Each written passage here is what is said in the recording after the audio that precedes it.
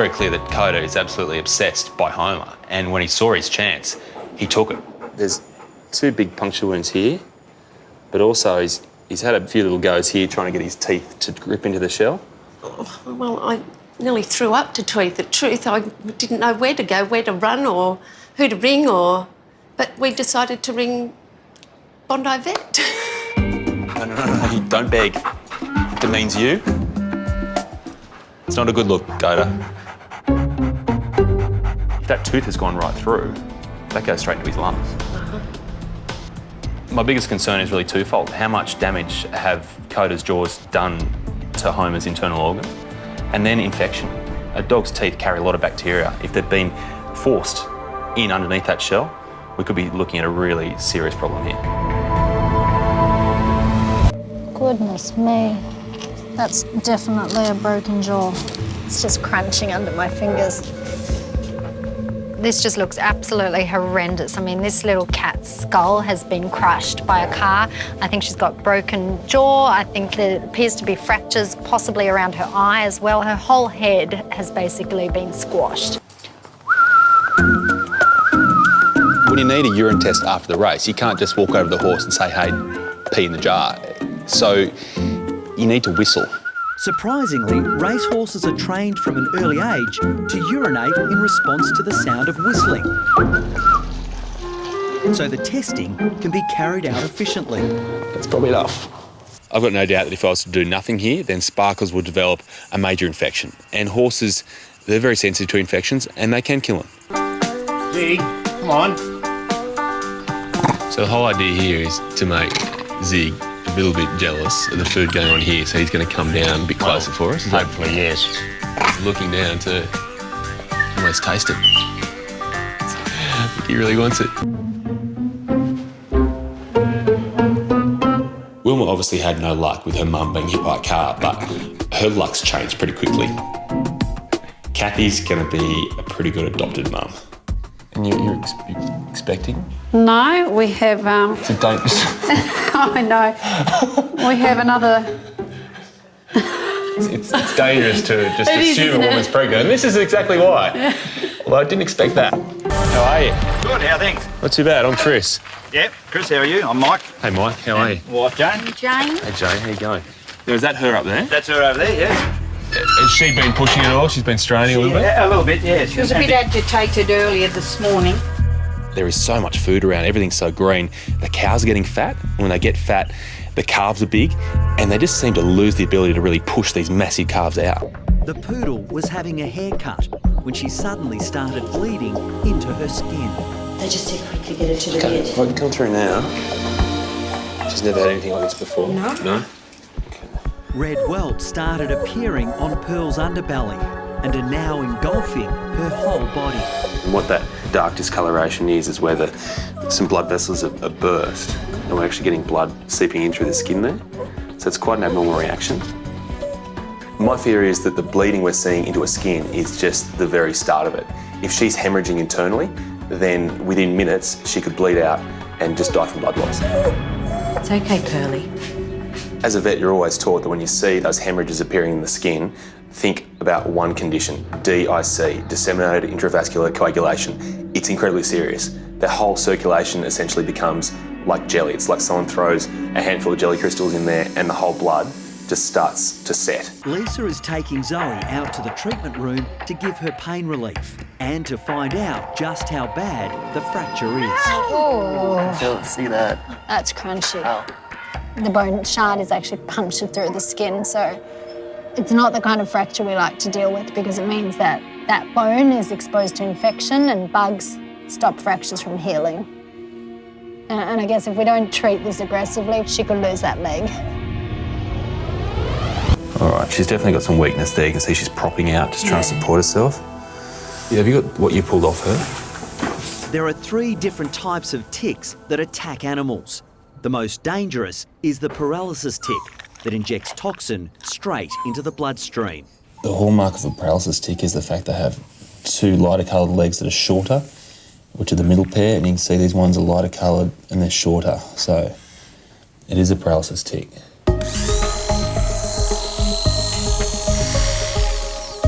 You can can see the size of that crater. That tick's actually been there for quite a while. Yeah. See how she's just doing a little bit of a gagging? It almost looks like she's trying to vomit. That's just a sign that she's just starting to feel the effects of that toxin, that tick toxin around her throat. Tick paralysis works forward from the hind legs to the head.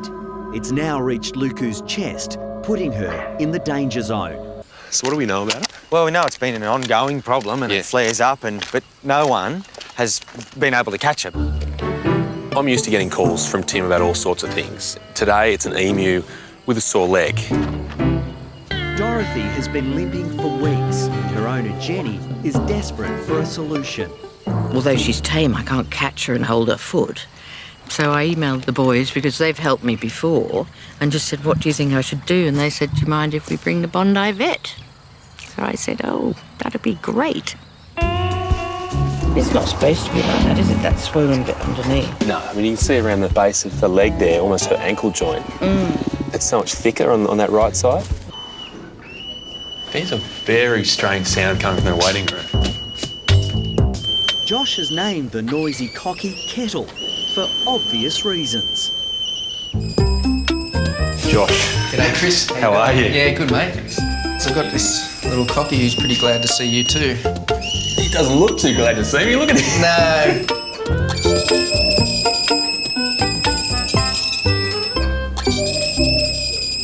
And you can see pretty clearly, compared to the other good leg, that one's hanging pretty limp. You've got to be thinking break. But my theory is there may be more than one break, and there could also be a dislocation in either that knee joint or the ankle joint. Either way, it's a serious injury. Hey, beautiful girl, should we have a listen to your heart?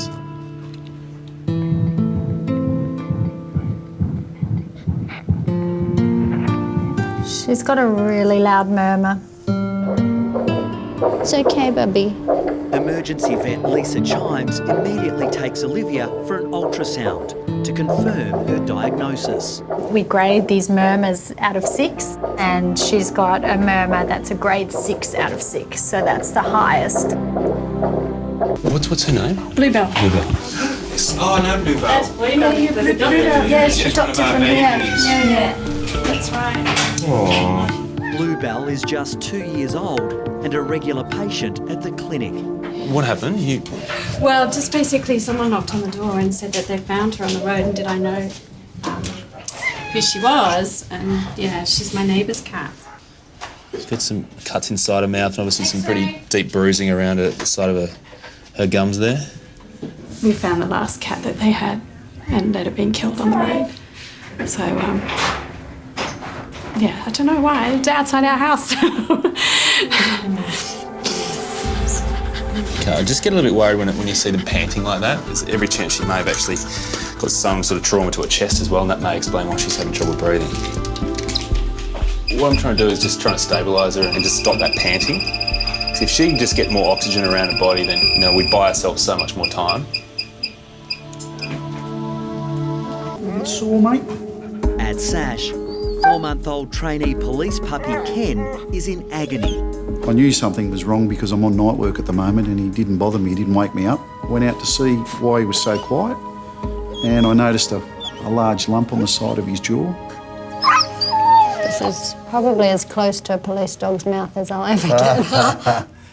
He may only be a baby, but emergency vet Lisa Chimes is treating Ken with a healthy respect. Okay, that is really swollen. It's like a golf ball. It came up very, very quickly, within 6 hours. And he's really lethargic and just not himself because he's 100 miles an hour, he never stops. Not a great sign.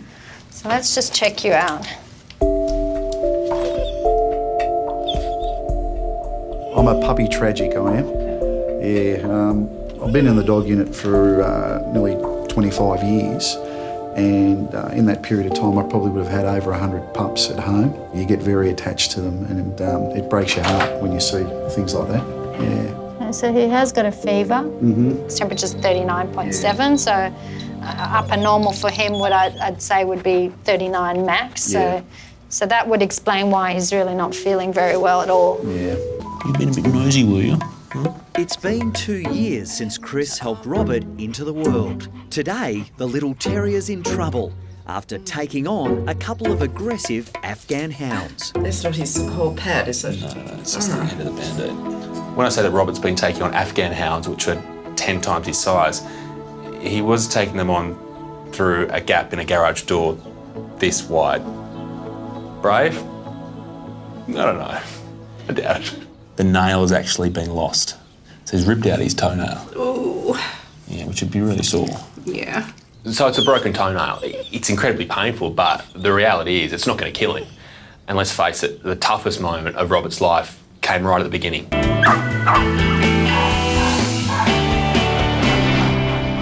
While Tim and Chris are heading to the tropics, SASH emergency vet Lisa Chimes is in Sydney's west at an animal shelter. Who's the happiest ones? They adopt out something like 5,000 dogs and cats a year, and I love them for that. I got the worm tablets. Wait. Good ones. But Lisa's vet checks are interrupted by the unexpected arrival of 6 homeless Shar-Pei puppies. They are so cute. When I'm playing with these puppies, they are so adorable that I just want to melt. And thinking to myself, why would anyone dump such gorgeous babies? And when I look closely at them, I can see why. And look at that. Oh, darling. This little puppy's basically blind. I mean, her eyelids just won't open because they're rolled inwards. It's pretty awful. So the condition is called entropion, and basically their eyelids are growing inwards. So their eyelashes are rubbing up against the surface of the eye, and it can cause major irritation. It can potentially cause blindness. Oh, man, he's a little one. Serious? Yeah, that's a baby. That's an absolute baby. Yeah. He's still a handful to grab. I saw his head was like that. Yeah. He's a toy. Oh, jeez. This is where she has her, shall we say, late night meetings. Look at This? that. She does this with her men. She does this. Shall we say she's a popular female? She's maybe a socialite, a Paris Hilton of the snake world. I'm going to go up there, and I'm starting to think the hook's no good because there's no way to work it into the roof, so it looks like I'm going barehanded. Yeah. Yeah. The reality is, because she's got so big, she's become a danger to the dogs, the cats, and really the kids. In here we get all sorts of animals. Dogs, cats, guinea pigs, rabbits, snakes. We don't get too many chickens. Chickens aren't your typical Bondi pet. She had a bit of an altercation with a 3-year-old that lives up the road. He broke out of his house and came down and thought maybe he'd take her for a walk or something. And I guess there was a bit of a fight between them both, because I think he got a few scratches as well. Oh, really? Yeah. I just want to feel my way along there and just see if I can feel any breaks.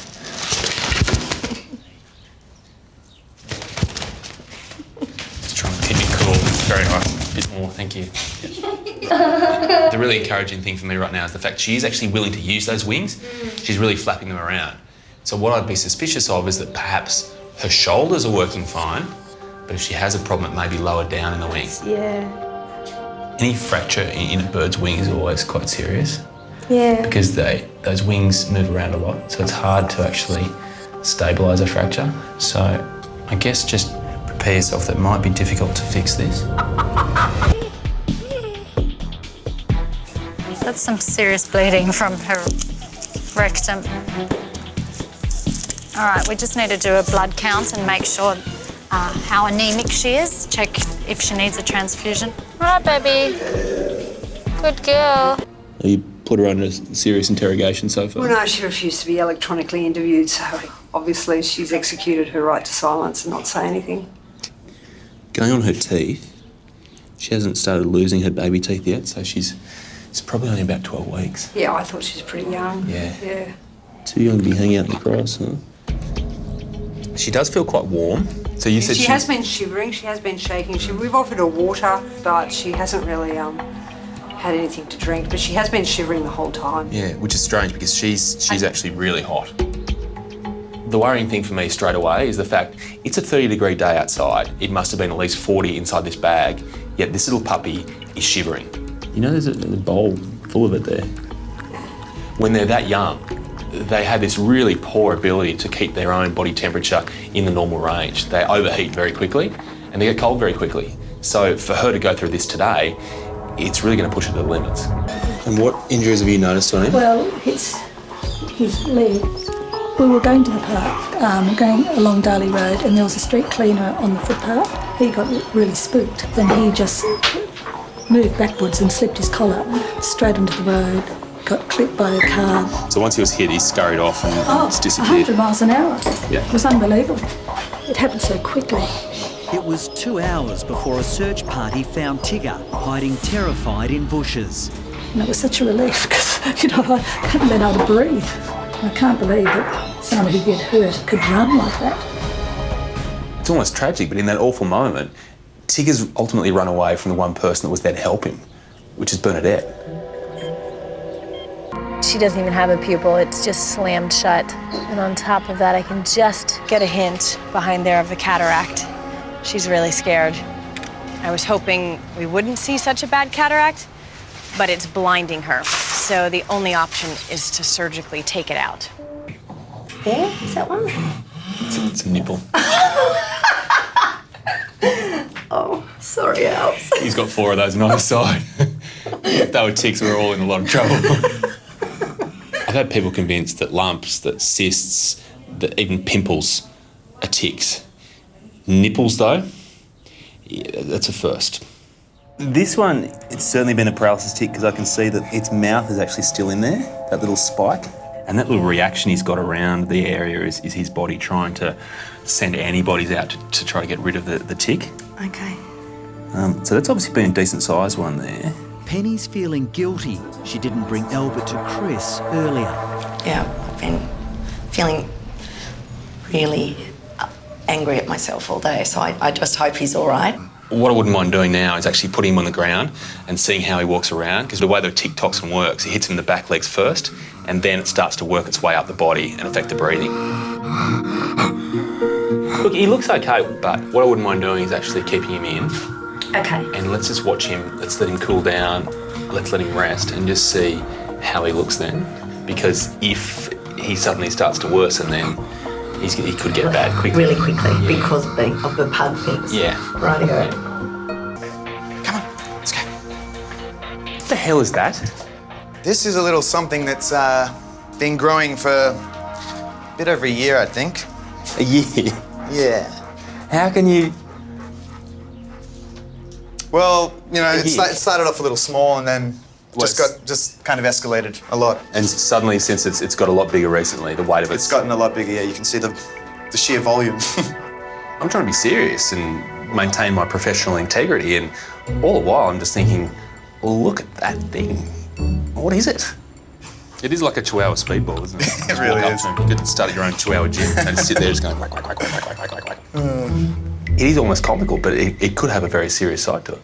So remarkable that this couple stopped their car in the middle of a freeway, jumped out and tried to rescue these little ducklings. I mean, they could have endangered their own lives. We couldn't have left them there. I wouldn't have forgiven ourselves if we did. I'm looking for signs of head trauma, feeling their limbs and seeing if they've got any breaks in their wings and their bones. I mean, if these ducks are so tiny and so fragile that if they came into contact with a tyre or a car or anything on that freeway, they would not have stood a chance. Oh, you did good. Look at them, 9 out of 10. And it's thanks to you. I think it's an amazing effort. Thank you so much. Come on, little guys. Thank you. We have to get him a girlfriend. It's one hell of a drought. Well, he has to pass this test. What test? Well, we need to know if he can make babies. Fertility test. In a tortoise. In a tortoise. Galapagos tortoises are pretty rare, in captivity and in the wild for that matter. But to get him a girlfriend, we may have to go international. And you wouldn't want to do that if you could find out in advance that he wasn't able to make babies. Hugo's been looking for love in all the wrong places. He's fallen for a goose called Lenny. And he's also crazy about his keeper, Julie. Yeah, at the moment he thinks that I'm his girlfriend, so, which is, it's nice, I suppose. It's a bit flattering, but at the same time, it'd be really nice for him to actually have his own real girlfriend. I really wanted to make a special stop-off I got a letter from a girl called Jess who's got a dog who's not even 2 years old yet, called Boris. He's had some really serious troubles. She sounds pretty desperate, so I'm really hoping I can help out in some way. Big guy. We're getting to know each other, are we? Huh? Boris was born with a cleft palate, a genetic deformity which leaves a dangerous hole between the roof of the mouth and the softer palate behind it. Is it true? Are you a tough guy? You've had to be a tough guy, haven't you? Puppies born with this affliction are normally euthanased immediately. That's exactly what would have happened to Boris if vet nurse Jess Warby hadn't stepped in. It was quite stressful. A lot of us didn't know if he would survive. We had to put a tube into his stomach every 2 hours to inject milk to feed him, and it was touch and go. It's okay, buddy, it's okay. He would have had quite a few infections, I'd imagine, along the way. He gets them quite regularly. Just from the food pushing up into his nasal cavity and carrying bugs. Here we go, he's coming up now. Yeah. You don't look at me like that. I did nothing. Oh. He's looking at you. And he may make a bit of a rush towards you there. I'm just going to try and catch him here. I'll just take my tarp off just in case. Sea snakes can't really stay out of the water for more than a couple of hours, otherwise they do dry out. So it's important we get into the aquarium where he's going to be put into a rehabilitation tank. If he can recover, get his strength back, then he can be released. But it's one hell of a battle he faces. You've obviously got pretty close to him. Have you thought of a name? Mate, I'll have to call him the Hoff. He's washed up, and I think the Hoff's washed up too. Thank you for looking after him, and thank you for everything else. Mate, I still reckon it's a cobra. I still reckon. I know you went to university and that, but I'm sure it's a cobra. I'm actually down here for work. I've been told to come down here because someone wants a consultation. They said it can only happen here, it can't happen in the clinic, because in the clinic I won't see the problem, whatever that is. Chris's appointment is with 6-year-old Chester. The West Highland Terrier is suffering from a weird phobia. Thanks for coming down, mate. That's all right. Good to see you. Hey, Good to see you. Yes. Yeah. This is Chester? This is Chester. The dog with a problem. The dog with a problem, absolutely. We've had him as a puppy and he's the most amazing little creature, but there's one major issue. And it's kind of ruining his and our lives in Bondi. There he comes. This is it. This is it.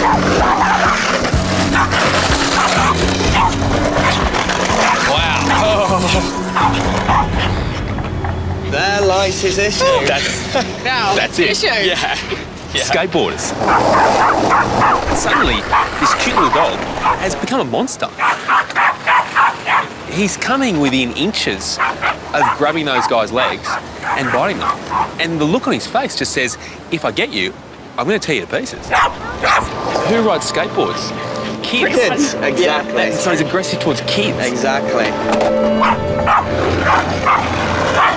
In a really weird sort of a way, in Chester's mind, there's this imminent danger of the skateboarder attacking them with this really forceful sound. What does he do? Each time he barks at the threat leaves. He's the hero. He scraped the end of his nail. That just shows you how forcefully he's actually going at those skateboarders. He's actually digging those nails in and then he lunges. If Chester does somehow manage to get off that leash and bite a kid, then obviously the kid's going to be hurt. But Mark and Jessie could be sued. And for Chester, it could be as serious as him being put down for that sort of thing.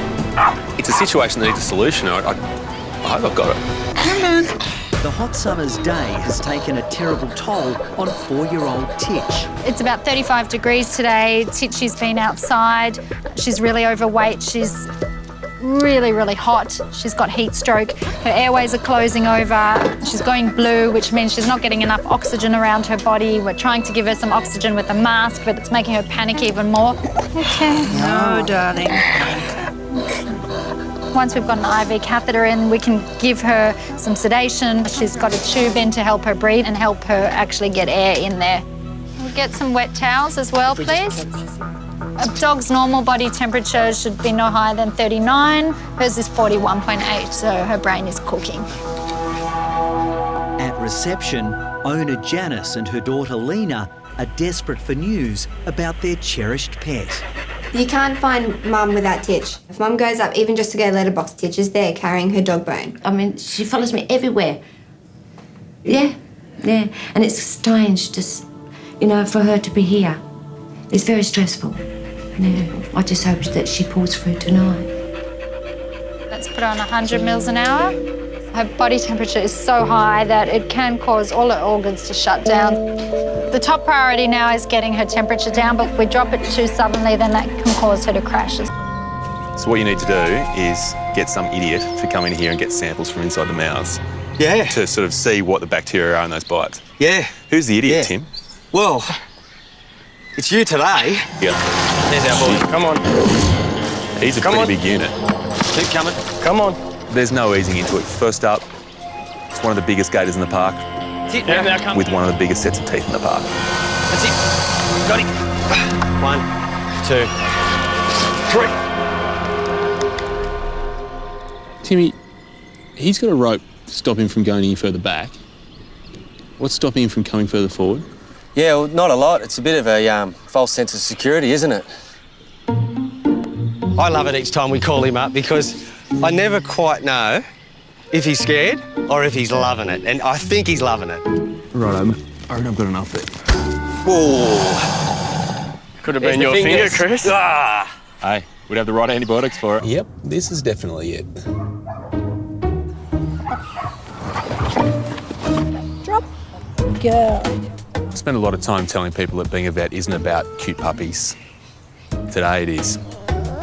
Is there a problem the fact they're too cute? Is that why I'm here? We're trying to reduce the cute factor. Chris is at the guide dog headquarters to carry out health checks on the first litter of pups ever bred in-house. Is licking part of the guide dog program, or? Well, they're not biting, are they? That's a good sign. Resident vet Carolyn Moser is hoping their carefully selected bloodlines will produce a new breed of super guide dogs. The whole process of raising a guide dog, training them and eventually getting them out to their new owner costs $25,000 per dog. These puppies don't just have to be happy and healthy little guys. They have to be behaviourally and medically perfect, because you can't send a guide dog out to a blind person and have the guide dog racing off down the street chasing the neighbour's cat. That ain't going to work. Hey, buddy. Maru has been panting at home, he's been vomiting, he seems listless. John thinks he's got heat stroke and he's brought him straight over here. Life for a dog is as precious as a human for me. Yeah. Hey, baby, I know. You're all right. Do you want to get his temperature? He looks like a hot dog. He feels hot, but he hasn't actually got a high temperature. And I wonder if he's got a tick. There it is. Pretty big one. Not heat stroke after all, huh? You got a tick. All right, okay.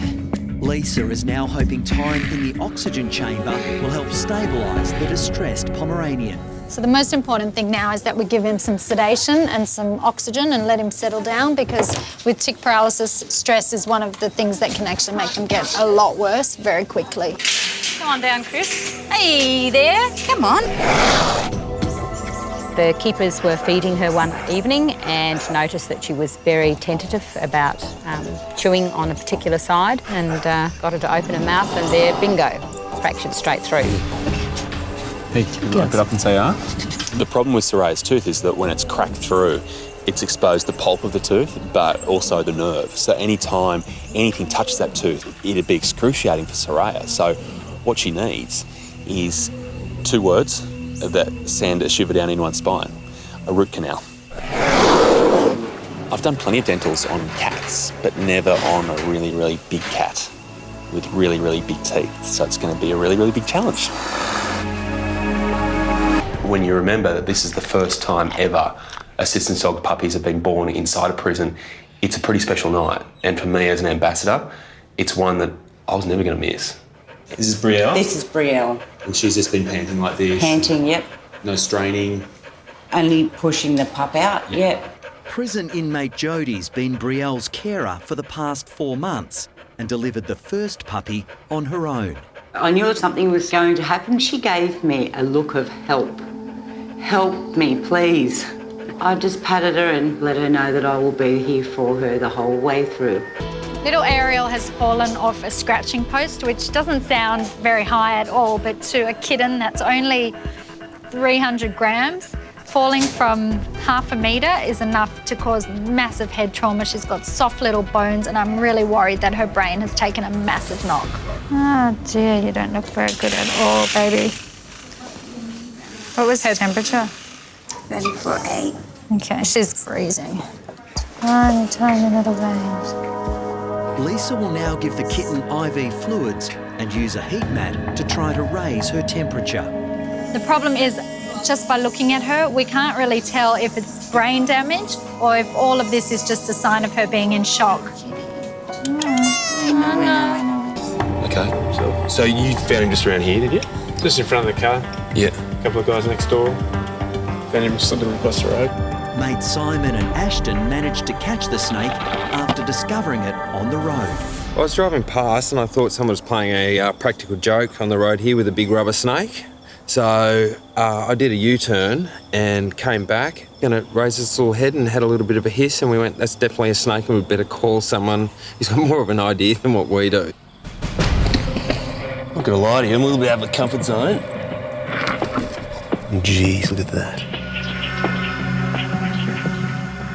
It looks pretty serious. It's hard to know exactly what that is, but it's popped out its cloaca, so out its back end.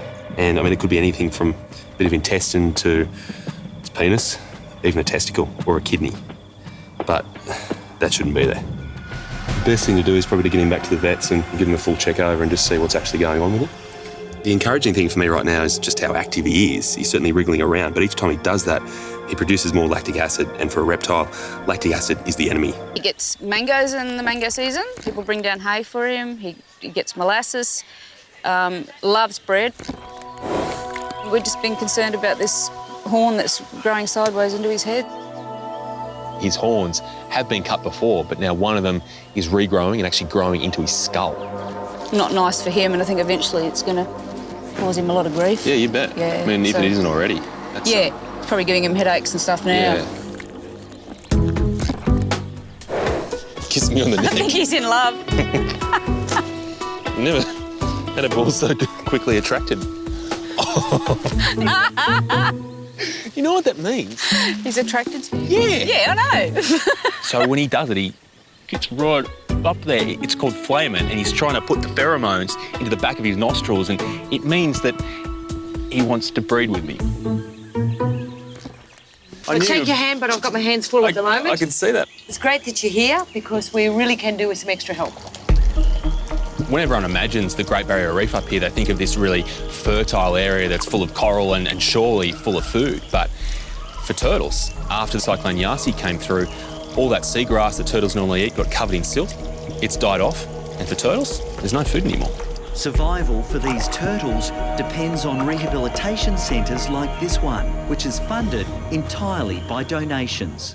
It's really sad to see it because they're such an incredible animal. I mean, these animals have survived millions of years, and now with what's happening, they're starving and they're dying in huge numbers. Do we know where this one's coming from? This one's coming down from Port Douglas. Yep. Jenny and the team here are already at full capacity, but it's a measure of how significant the problem is. They've got another turtle coming in right now. It just never seems to end. Oh, slappy, are you? Huh? A bit feisty. She's feisty. She's actually got a tag. She has. I'll just check the number. So K47. Chris took her out and went, oh no, this is Nellie. What are you doing back in here? Those little papillomas, they look like little warts almost. What we do know about these fibropapillomas is that they're caused by stress. If they're out there and there's not enough food and they start to starve, the immune system crashes and these lumps just take over their body. Hi, Chris. Come in. Thank you. You're Sheena? Yes, Sheena. Nice to meet you. You too. This is Munro and this is Millie. Okay. Which is the one with the problem? Munro. Just want to see how she goes here with her sister. Come on, guys. Here. She's unable to take more than a few steps and then just falls to the ground. Her legs fall apart. She's very tired. She gets breathless easily. Come on, quick, puppy, come. Come on. She's trying. You look in those eyes and she's incredibly frustrated because she wants to be a puppy, but she can't because she can't move. Come on. Munro, come. Come on. Come. Good girl. Good. You expect that puppies are going to be a little bit clumsy, but you never see this situation where those legs just slip out from underneath them and they collapse. The concern I've got is that if she can't support her weight when she's 5 weeks old and weighs, you know, a couple of kilos, what hope does she have when she's 20 kilos? Chris has a suspicion about what's causing this severe condition. He's hoping he's wrong. You almost see her chest almost goes inwards. It's almost concave there. The big thing I notice is her chest. It feels flat. The sternum doesn't have any great point to it, and her chest doesn't have any depth, and that's just a classic sign of swimmer syndrome. This deformed chest cavity forces the puppy to lie flat, compressing its lungs, causing difficulty breathing and lethargy. This owner's just brought in this cat. Its face is swollen. She's brought in a brown snake as well. Puncture wounds all over the snake. At the Bondi Referral Hospital SASH, 4-year-old Nemo has been rushed in after being attacked by a snake. His little heart's racing. Brown snakes are probably one of the most dangerous snakes in Australia. They cause paralysis, they cause internal bleeding. They really are a very venomous snake. That face is really, really swollen. He's definitely been bitten. I think the fact that he's alive is actually quite lucky, because with the brown snake, they kill within 30 minutes. As Chris and wildlife expert Barry try to corral the home intruder, they're relieved to find out they're hunting a water dragon and not a snake. Water dragons generally aren't dangerous, except when they're threatened. If they're cornered, then they will try and strike out with their claws, or they can even inflict a bit of a bite. In that case, I'll be turning the camera off straight away, obviously mopping up the blood and pretending that never happened. You hot, Barry? It's hot in here, isn't it? Okay. Okay, buddy. Just think of a nice, cool, calm little stream, pond, calm, relaxing music. Ignore the big hand that's about to come in. Here we go. Probably the only concern is the fact that he's pretty placid. He didn't put up much of a fight there, which, you know, in the short term is a good thing, but long term you want him to be actually pretty feisty, because that usually implies that he's healthy. I want to thank your landlords for the hospitality. Want to say goodbye? Bye. It's a built-up environment. We've got dogs, we've got people, we've got cars. That's not safe for him to be around. We'll take him back to the clinic and give him a good once-over and really make sure he's ready to be released. And if he is, then I've got the perfect spot in mind. See you later. Hi, I'm Dr. Danny Dusek from Bondi Vet. If you love our show and want to see more, plus some amazing content about pets and how to care for them, hit the subscribe button. Click that little notification bell and we'll see you on our next video.